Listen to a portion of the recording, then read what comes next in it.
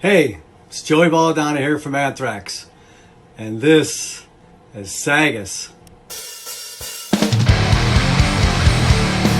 Well,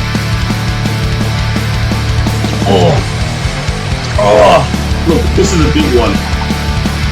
I didn't break out and join the podcast today. It is now time for Devil's Advocate. Same time, same place, awesome.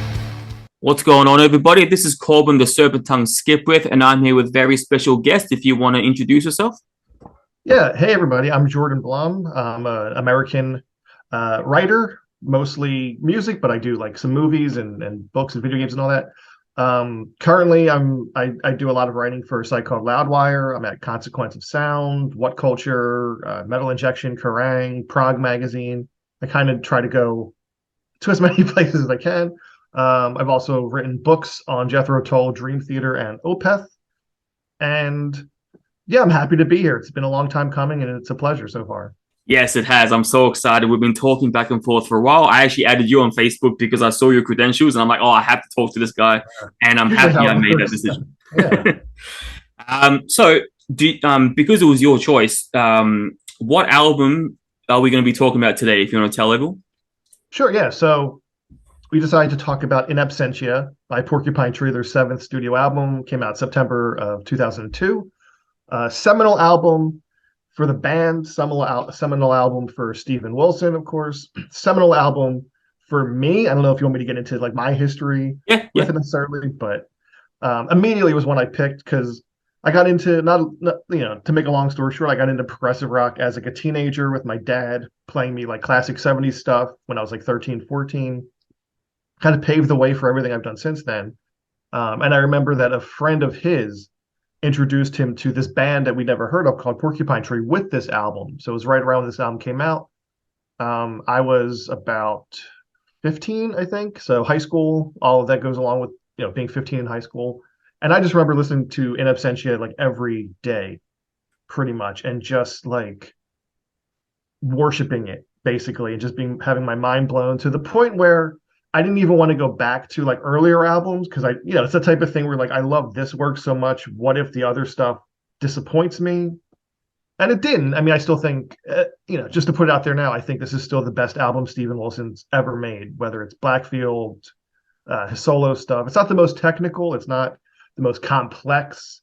You could argue that his solo stuff, has gotten better musicians maybe. But pound for pound, I think this is the best album he's ever made. And maybe that's nostalgia. They often say like the first album you hear from an artist is your favorite. But I just think it's one of the most diverse albums I've ever heard. It's just, I don't know, it's just a masterpiece to me that just constantly blows my mind. Yeah. I can tell you right now, funny enough, I'm actually having, like literally what you just said about, loving this album so much, it's kind of hard to go back to the past story. I'm kind of having that problem at the moment with Devin Townsend after Empath. Empath, I'm like, I love Empath. So for me, I'm kind of having that with him. But like as I told you, on message, I'm pretty sure I told you, my neighbor was a massive Porcupine Tree fan, and I hung out with him quite a lot because he was a music head like me. And so that's how I found out about this band. That's how I found out about Steve Wilson myself. So I was never normally a big fan of theirs. I was more Tool, that side of things. And but the one thing I want to start off with, though, which I like to do in a lot of SAGAS episodes, is kind of look at the landscape while this album was out. 2002, what albums were out at the moment? What albums were out then that I could remember? And, there's what I found out was Beyond the Valley of the Motor Dolls. That came out. That was the first Motor Dolls album. I love their second one, their last album, Women and Children Lost. I have that on CD. Disturbed, Believe, not my favorite album of theirs, but I had that on CD too. System of a Down, Steal This Album, amazing album. And Korn, Untouchables. Those are the 4 albums that I remember. There were tons more released, but those are the 4 that I think I had on physical CD, and I remember fondly of my teenagehood. I remember listening to his albums, download on LimeWire or like MP3. I used to have them in CD. So yeah, like I always find it interesting going and searching up what was around at the same time as the album we're discussing, because when when you think of these albums, like it's easy to see how an album like this could have stood out amongst the rest because of just how unique and how conceptually refreshing it must have been, like amongst its time period. Yeah, and I mean it goes along with that kind of early 2000s, late 90s new metal, not so much musically, but like the darkness of it. And this is definitely like thematically, musically, this is artistically, as you can see, with your background image, the darkest thing they've done by far. Coming off of Light Bulb Sun 2 years earlier, which is a relatively bright, obviously it's very bright. The kind of orange, I don't know. I think like Stupid Dream, you have the blue that represents that one. The orange of Light Bulb Sun definitely represents that quality. Even though there's a lot of sad stuff on that, because Steven Wilson writes a lot of sad music in general. Yeah. I think this had a big, I don't know exactly how big it was compared to, I think it was bigger than the ones before it, but, had it been streamlined, I think it definitely would have worked within that landscape of like dark metal, and it has a good mixture of like the technical stuff of prog, but it's very accessible for people who aren't so familiar with that. Yeah, exactly. And as I was studying for this album, a quote that I found that I just absolutely like fell in love with, because like it's a quote that I think sums up this album perfectly. It's a quote by AllMusic, and they say on the album, apparently they're quoted as saying, "The band has grown into a fully released pop group without cutting any of the elements that make them an important force in neo prog." I think it's an interesting quote, because there are a lot of elements when I listen to this album that kind of reminds me of like the Beatles in some context. Like what's the song? The song Trains. That song is and there are a lot of melodies, vocal melodies and styles that really remind me of that era. But yet as the quote says, it doesn't, the instrumentation, the production, the feel of it, the aesthetic, it doesn't take away from what you'd expect from an amazing prog album or neo prog album, but it definitely has a lot of poppy elements, acoustic elements, a lot of ambient like elements, which I think make it that much more of an interesting listen. Yeah, when I saw Porcupine Tree this past September, which that itself was like surreal to see them on stage. For one thing, just to see them on stage back together, and also because my friend Randy is their touring guitarist, so that was like, I was like, well, there's Randy up there next to Steven Wilson. That's crazy. But like I think they did Trains as the last song, like the second song in the encore, and I think Steven Wilson said like, we've never had a hit, but if we did have a hit, it would be Trains. And it's interesting given like the subject matter of it. It's kind of one of those cases, kind of like Foster the People's, like All the Young Kids, I guess, where it sounds very upbeat, but it's really fucking dark. But yeah, Trains is so kind of Jethro Tull-esque, catchy, acoustic. And She's Moved On from the earlier album is like the perfect pop song. Which is why it's interesting, not to go off on a tangent, but it's interesting that so many like Steven Wilson fans over the last like 10 years have kind of complained about him getting poppier in certain songs. And it's like, he's always shown a love of like ABBA, for example. And even though she's progressive pop and she's a genius, but like Kate Bush. So it's like, if like the fans who say, oh, he's going pop now, have no idea that he's always kind of been pop. So it's always throughout everything he's done, there's that pop element. Yeah, no, especially, you hit the nail on the head when you listen to this album and other albums. He does, whether it be subtly in some cases or more heavier on others, there is always an element there.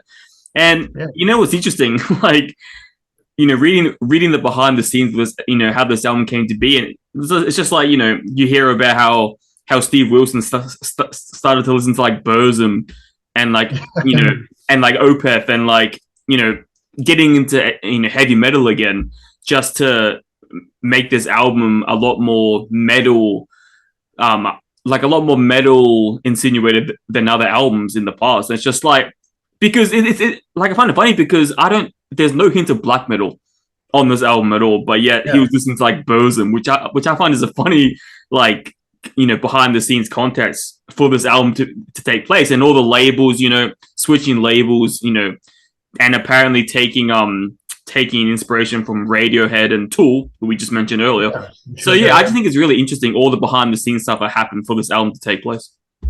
Yeah, I mean, I think it's a very, you always talk about like the fortuitous meetings, like what if like Paul McCartney, John Lennon had never gone to school together. And from what I understand, the way that he met Michael Ackerfeld is that they were both interviewed by the same person, and then the interviewer gave Steven Wilson a copy of Still Life, which is probably still my favorite Opeth album. It's not the best produced. And on that point, like he heard it and Michael Ackerfeld got in touch with him. So, a year and a half before In Absentia comes out, Blackwater Park comes out, which a lot of people think is the best Opeth album. It's up there for sure. So you definitely see like an influence of each other on their albums. Like luckily Michael Ackerfeld didn't do growls on In Absentia. That wouldn't have fit. But you definitely hear the influence of him and of the metal, along with all these other bands you've mentioned, of just, influencing this. And then because he was able to do Blackfield with Aviv Geffen, like that kind of let him filter out more of his softer side, I guess. Yeah, exactly. It's just, and like, when I was listening to this album, because I listened to this album quite a bit over the week to get ready for this episode, obviously, it's just like, like I said like I said a few minutes ago, it's just like so many different elements make up this album, and what's interesting is it's a prog metal album, but the tracks are, they're not as long as some, as like a Tool album, for example. A Tool album has like 12-minute songs, every other song. This is like, it's this long expansion album. But this one, even though there are a few cuts towards the end that are a bit lengthy, but for the most part, they still maintain that larger than life atmospheric feel, but with a more of a radio friendly length. Which I think is quite genius for the band and obviously Steve Wilson himself. Yeah, I mean, again, however you feel about I think they're all great musicians. I don't, not have to compare other people he's worked with, but Steven Wilson's never really ventured into the kind of pitfall a lot of progressive bands do, and he's been very critical of this himself, of like trying to be flashy with the musicianship, of like playing 100 notes an hour and all these time signature changes, but there's no soul to it. He's never ventured into that. So I think Porcupine Tree are a great example of how, no matter what style they're in, whatever album, it's like you need to be able to reduce every track to just the singer and and like a guitar. And if it's a great song, everything else is a bonus. So it's good that they've never like embellished, like even if it's a lengthier song, like strip the souls around like 7.5 minutes. It's all needed. There's no fat that could be trimmed. It's all very like economical, but still complex enough for it to be proggy or artsy, but yeah, very accessible. Yeah, and the big thing for me when I listen to albums like these, when I really dissect albums like these, these really, like as I just said, larger than life albums, I really like to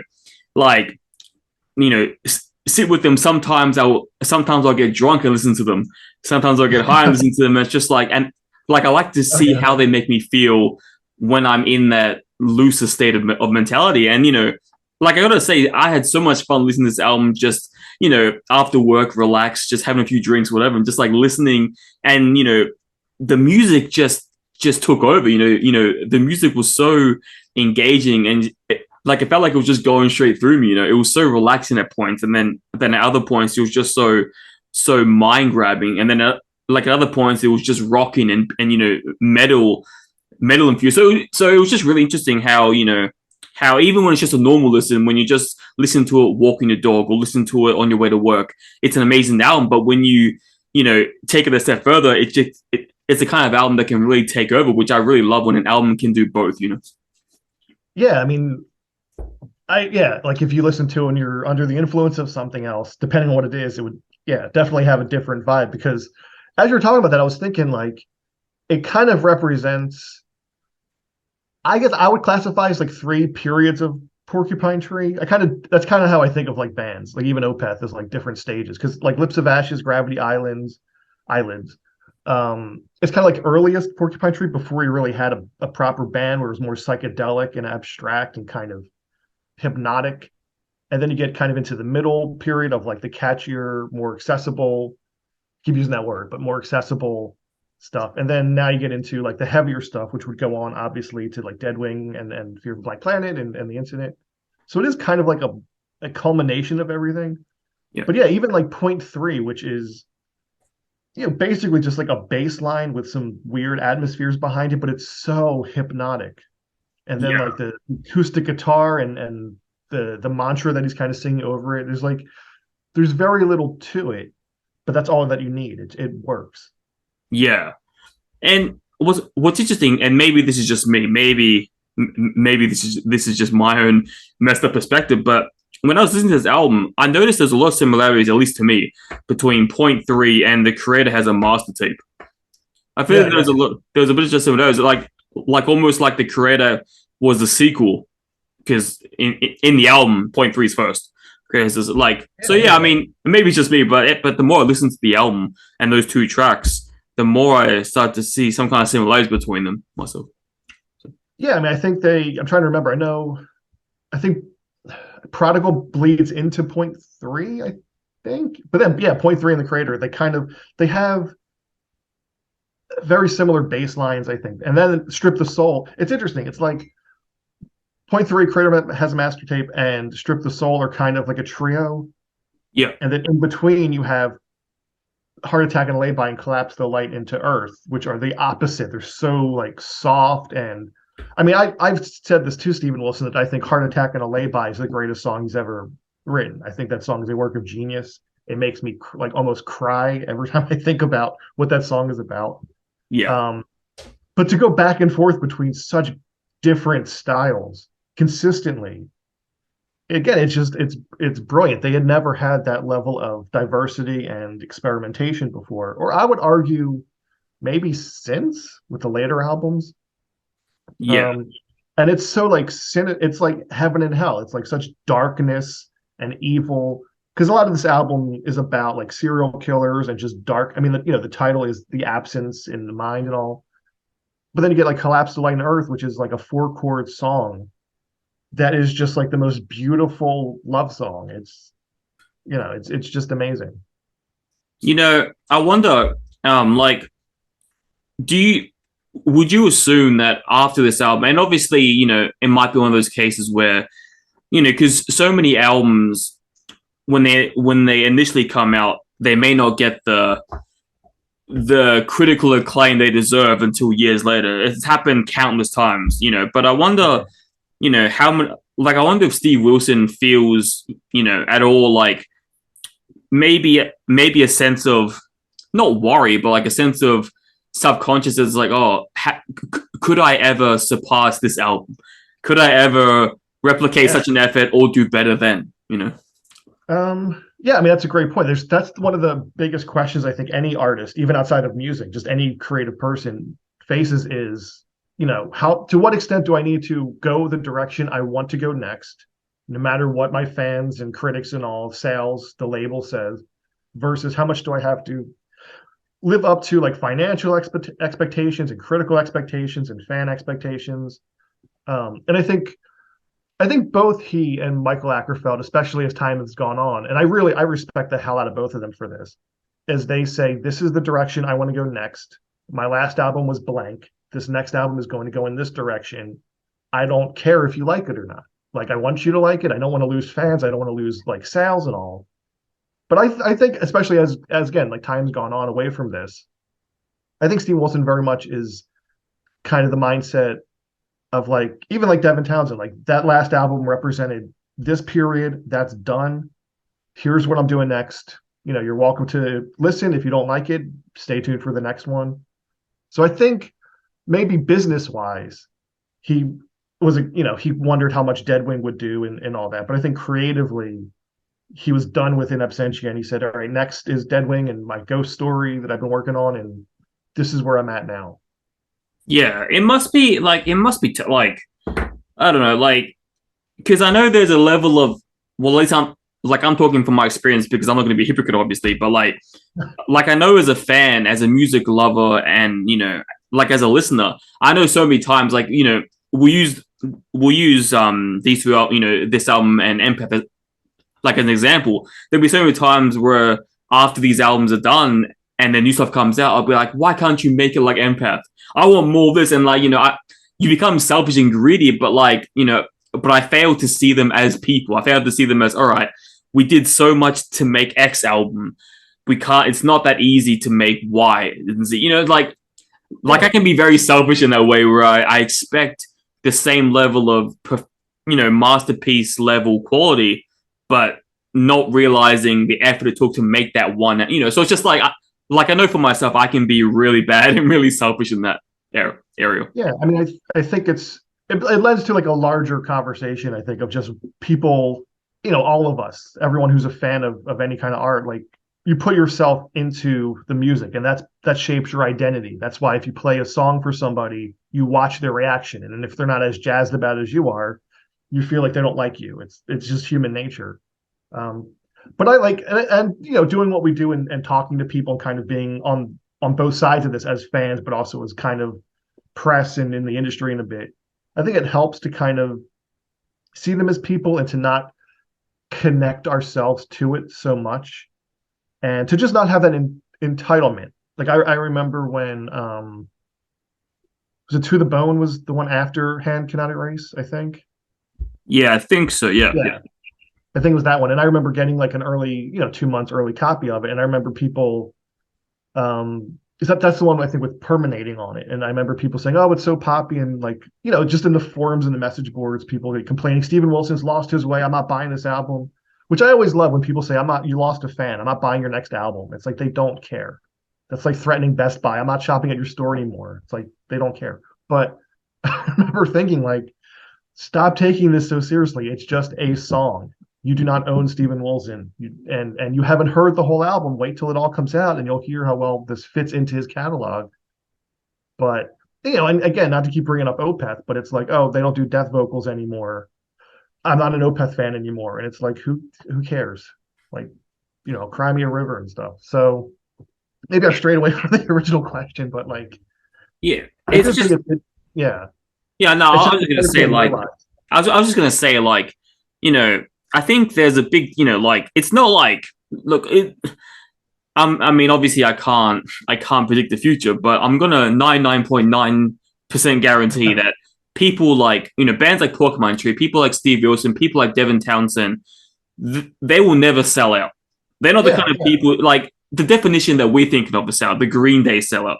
That's not going to be them. Like they're just creative, and they'll focus an X amount of time of their lives to make this sound, and then they'll move on to the next. It doesn't mean they're selling. It doesn't mean they're betraying the fans. They're just so creative. They don't want to stick to one thing, and I think that's for me. That's the hardest part. When I love a certain version or a certain portion of a band's style or discography, and then they change it, it can be hard for me to accept. And I can admit that. Like, I can admit that, for example, like it's like the band, it's like how I can only listen to the first two albums of Misfits with the original singer. I can't listen to the rest. It's not bad music. I mean, talk to someone else and they'll love the rest of the discography. But for me, I like a certain sound, and so I stick to that. Or like Henry Rollins' Black Flag. Like, I'm very specific in what I like. And when a band makes a certain style that you love and then switches it up, it can be hard to accept. And I take, and I can say that for me personally. So, but these artists, they're just, they're not the selling out type. It's not selling out. They're just switching up what they're doing because they're either bored or they don't want to do it anymore. The same style, even though we love it, they want to try something else. And essentially, there's nothing wrong with that, even though obviously we all have our preference on what we like. Yeah, I mean, that's a great point. It's an important point because people, I think a lot of like music fans especially tend to see success as selling out. Yeah. So it's like, The Future Bites was the last solo Steven Wilson album. I wasn't that into it. Like, it's more electronic. It's not, I respect it. I like it, but it's definitely his weakest for me. But just because he made that I don't think he's trying to appeal to a wider audience, like a mainstream audience, as you said, that goes against his whole artistic integrity. He's very critical of like artists who do that. So just because an album was successful, just because Dream Theater got a Grammy nomination or a Grammy award, does not necessarily mean they're selling out. Like, you should, again, I think it goes back to that kind of cult entitlement of like, I was into this band before you were. I was into this band before like the guy at school knew about them, and like that doesn't make you better because you knew about the band first. And to your point, like I'm like I haven't really listened to a lot of early Green Day. I know this is like blasphemous. I'm going to lose all credibility here. But like I got into Green Day with American Idiot. That shaped my experience. I love American Idiot. But I understand the criticism. But like I think the best Linkin Park album is A Thousand Suns. I think that album is great. And people tend to not like that because it's such a deviation. So I think kind of going back to what we were saying, like it's almost inevitable that any artist kind of has to piss off some of the fan base if they're really trying to progress. Like you're going to lose some fans, you're going to gain some fans. And if he wanted like, Deadwing to be in Absentia Part 2, he could have done that. And in a way it is a logical, I want to say progression or evolution. I don't think it's as good, but it's the next step, and the Future Bites is the next step after To the Bone. And it's all about the integrity. No matter how successful they get, if they're staying true to who they want to be, then they haven't sold out. Yeah, exactly. And talking about, you talked about Green Day being a good album. You talk about Thousand Suns. Like another controversial point that no one wants to accept, but is the hard truth: Chinese Democracy is a good album. Sorry, Guns N' Roses fans. That's a good album. Is it their best? No. But I think it's a great album. I listen to it all the time. Yeah, and it's just like what you like. Don't apologize for it. Like a band that I just started getting into, which is so strange that I've only just gotten into them, is In Flames. I've seen them live, because I knew like some instrumental stuff, but I just started listening to like the early albums and I love them, and the later stuff I think they kind of have sold out a bit. But I've watched some like YouTubers like rank In Flames albums. And it's interesting that I've noticed that whenever they get to like the most hated ones, they apologize. They'll say like, I know a lot of the comments are going to be negative, and I'm sorry, and I know I'm a fake fan and all that. And it's just interesting because it's like what you like. If you think this one's, people hate this album and you love it, then that's good. It gets so tribalistic, I think, and it shouldn't be. I'm curious when you're tasked to whenever you're tasked to write a review or something like that, do you find it hard to, do you have a process on a way to sound non-biased, to sound professional? Like if you have a strong opinion on the album you talk about, do you find it hard to stay, not objective, stay as non-biased as possible? Or do you just let it out there? Like, I hate this, or I like this album, whatever it is. I kind of pride myself on being non-biased and kind of being the person who will say like, this isn't that good and this sounds like, because even when they put out the last Porcupine Tree album, I had a few people message me saying like, you don't understand how historical this is, how important this is. You can't give this a bad review. It's like, not that I was going to, but I said like, I'm going to review this album like it's any other album. How good is it? Like, is it? And I came down to, it's a really good album. It's not. And maybe it's nostalgia, but it's not an essential Porcupine Tree album. It's really good. But I tend to be the person, I think, who will say, I don't care if I know the artist personally, if I grew up worshiping them, what do I think of this album?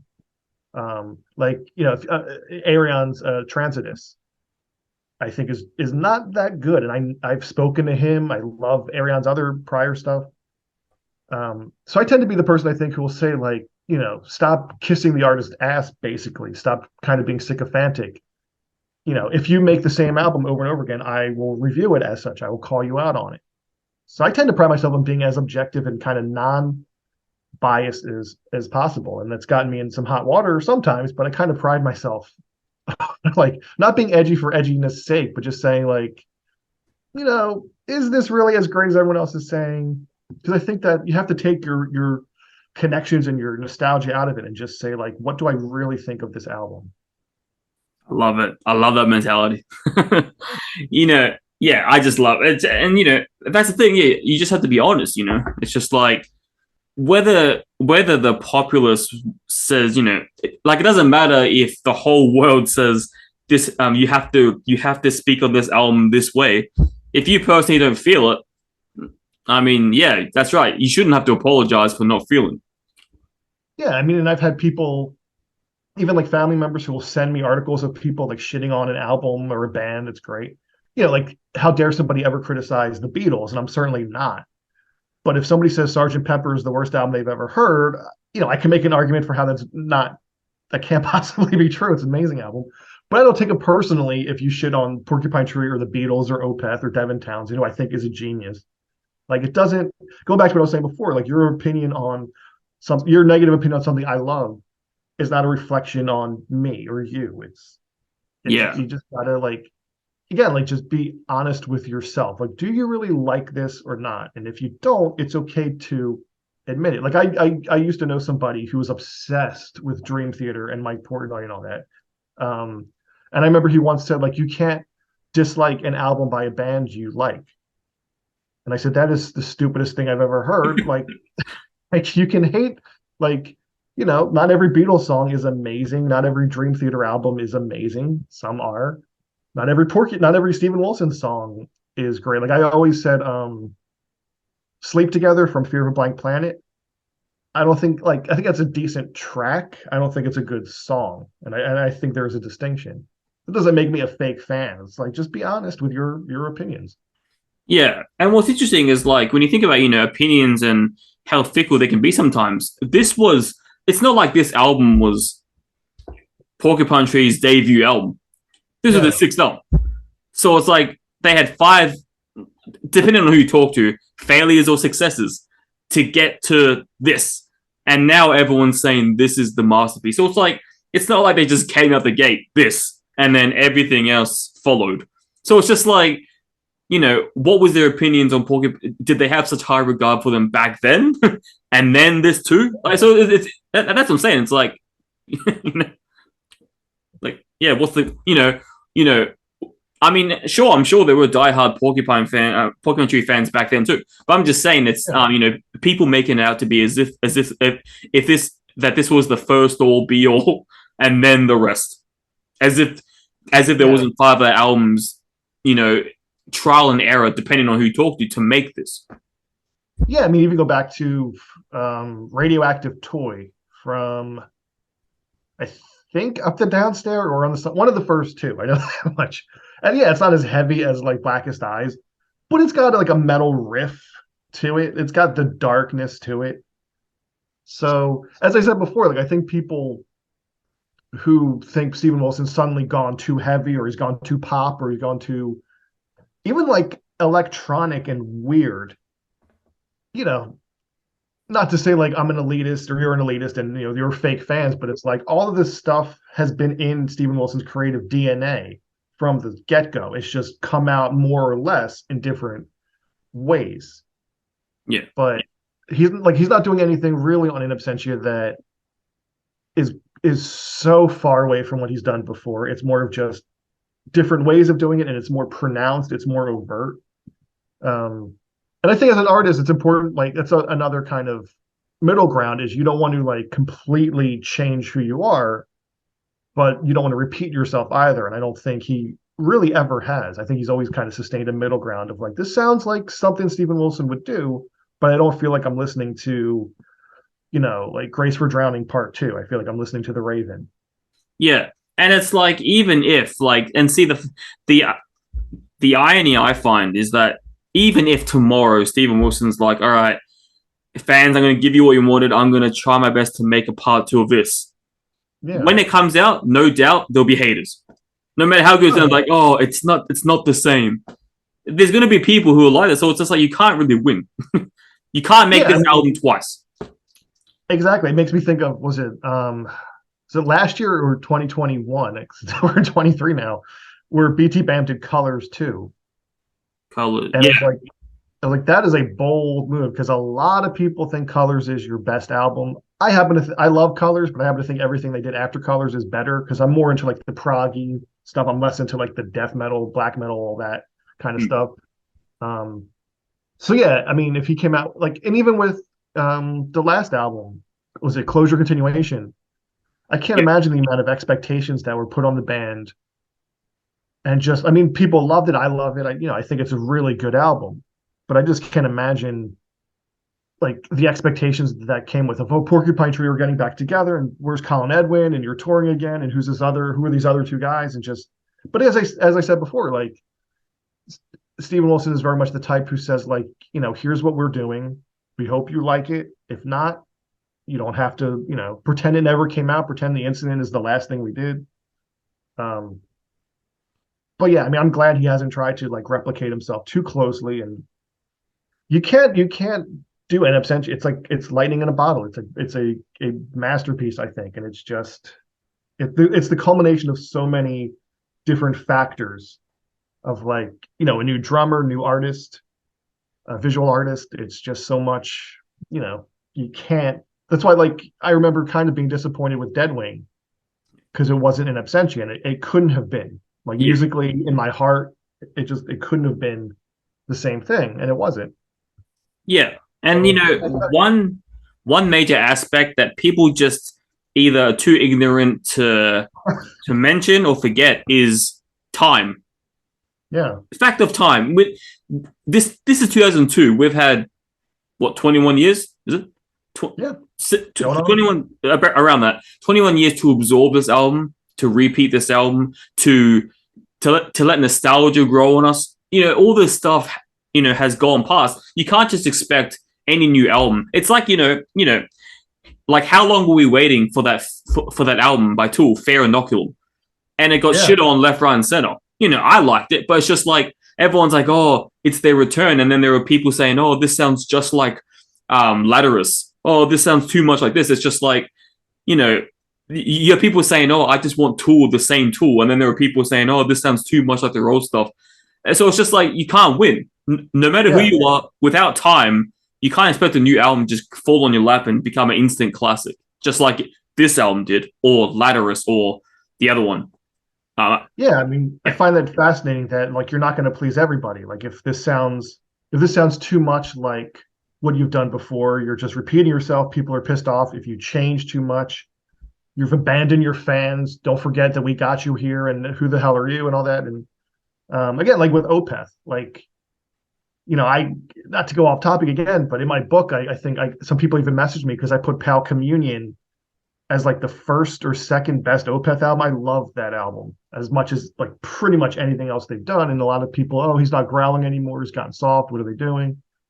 And it's like, you wouldn't want him to do Blackwater Part 2 or Deliverance Part 2. Like, an artist has to change and evolve. And again, it's just, as Devin Townsend says, it's just entertainment, folks. Like, just, don't take it so personally.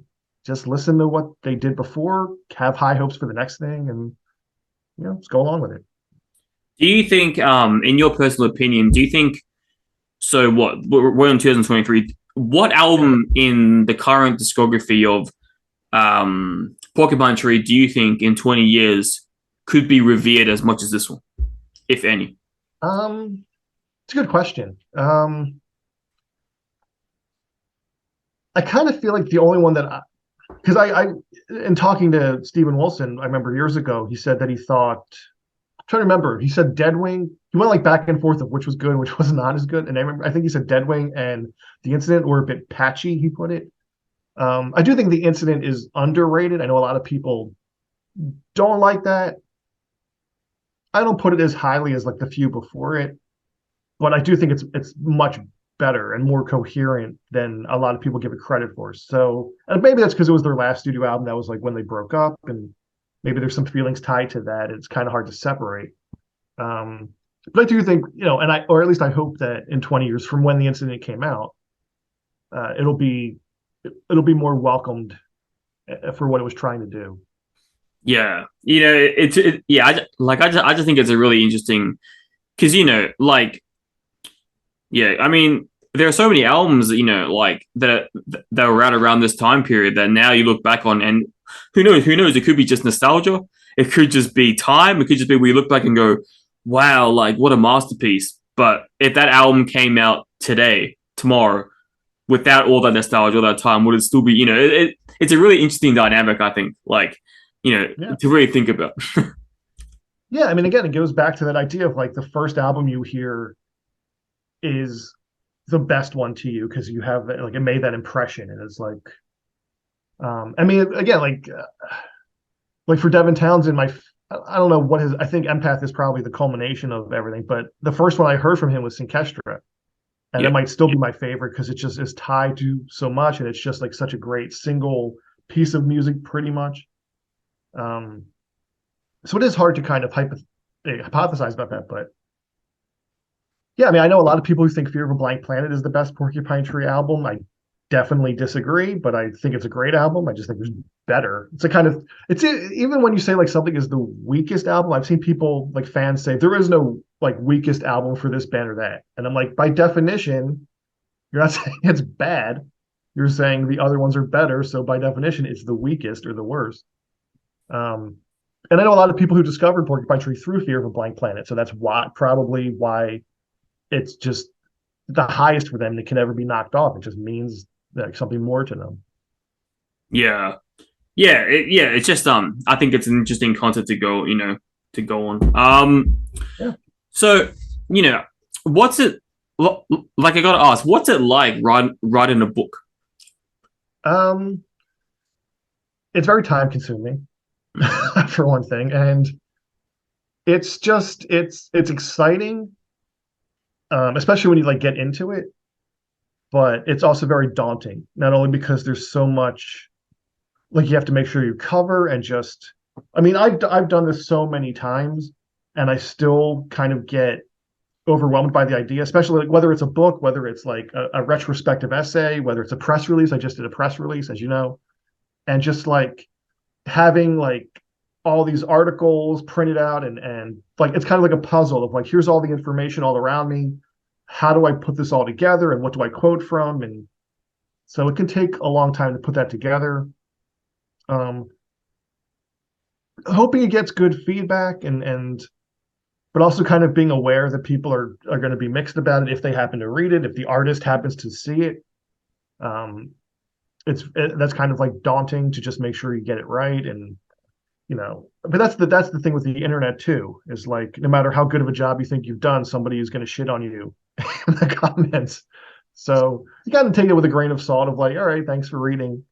But I think that's the most important thing, is just to like do it justice. And I remember like writing, not to go off on a whole story, but I remember the first one I did was the Jethro Tull, and like I thought, all right, like Thick as a Brick and A Passion Play, which I'm in the minority. I think A Passion Play is better than Thick as a Brick. I think it's the best thing they've done. People hate that album, but I kind of just thought, all right, I have to write this chapter on A Passion Play and Thick as a Brick. Not so much like the factual historical stuff of like here's how it was made, here's all that, but in describing this 40-minute piece of music that like is just everything to me. How do I even put that into words, and how do I get what I'm feeling about this into like logical paragraphs and all?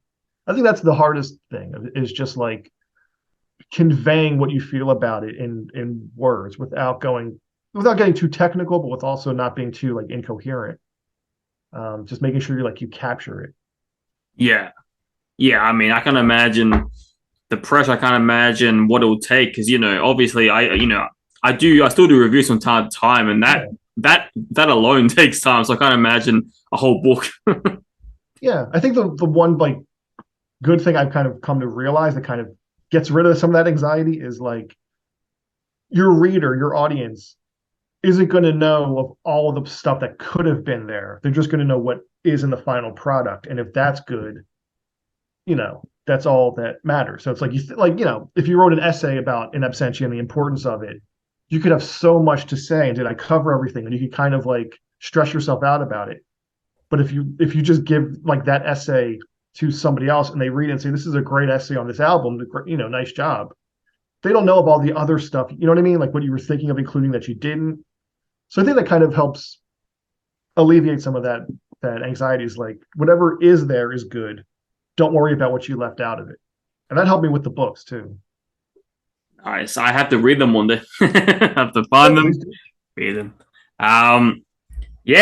Look, I personally think we had a great discussion on this album. I think we went on some good, healthy tangents. nothing wrong with that. You know, Yeah, music. inevitable. Yeah, to me, a music discussion should be freelance. It should be open. You know, obviously we had our contract idea, the album, but it's always nice to talk to someone who's knowledgeable about music, who has a passion for music. You know, it makes the conversation obviously that much more fun. Oh, for sure. Yeah. I mean, it's like doing like the best interviews are when you have some ground to cover, but you just let people go and it just kind of goes organically to where it's going to go. Exactly. That's my that's what I love personally. So before we head off here, do you have anything that you might want to, you know, shout out or you know, like anything upcoming you're doing that you want to promote? None in particular. I'm not working on any larger projects like a book. I don't know if I will again. But no, just, I mean, yeah, like feel free to check out my stuff on these websites. Feel free if anybody wants to like find me on Facebook or Twitter or Instagram, you know, send me some messages, be polite. I've gotten some angry emails from people of like, what you wrote about this is awful. It's like, all right.